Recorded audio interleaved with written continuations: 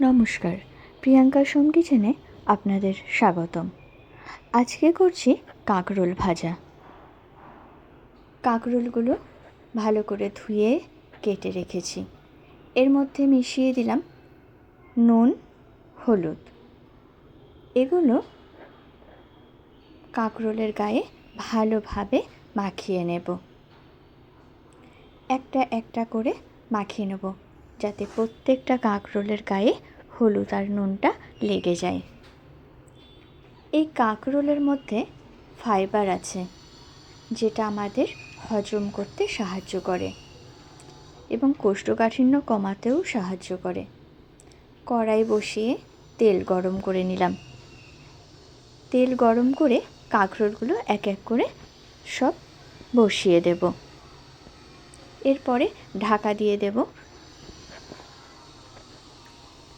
অনেকক্ষণ বাদে ফিরে এসে এক এক করে আবার উল্টে দিচ্ছি। যেগুলোর নিচেটা ভাজা হয়ে গেছে সেগুলো আবার উল্টে দিলাম অপর পিঠটা।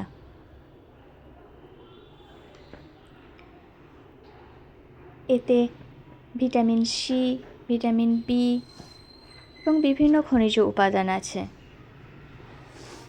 এরপর যেগুলো ভাজা হয়ে যাচ্ছে সেগুলো এক এক করে তুলে নেব।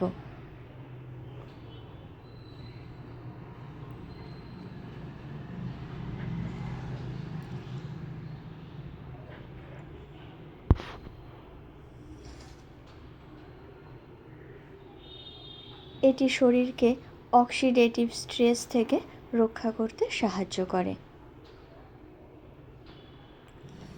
এই কাঁকরোল শরীরকে হাইড্রেট রাখতেও সাহায্য করে।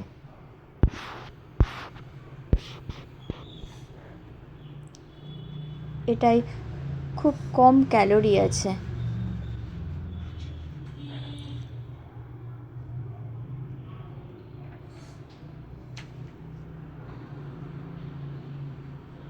এরপর বাকি যেগুলো ছিল সেগুলো এক এক করে তেলের মধ্যে উল্টে দিলাম।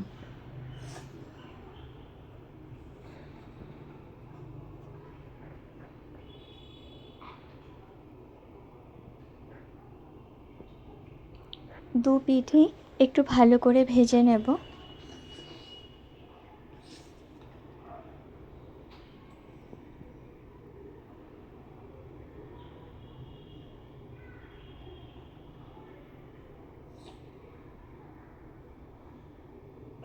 যেগুলো হয়ে যাচ্ছে সেগুলো এক এক করে তুলে নিচ্ছি।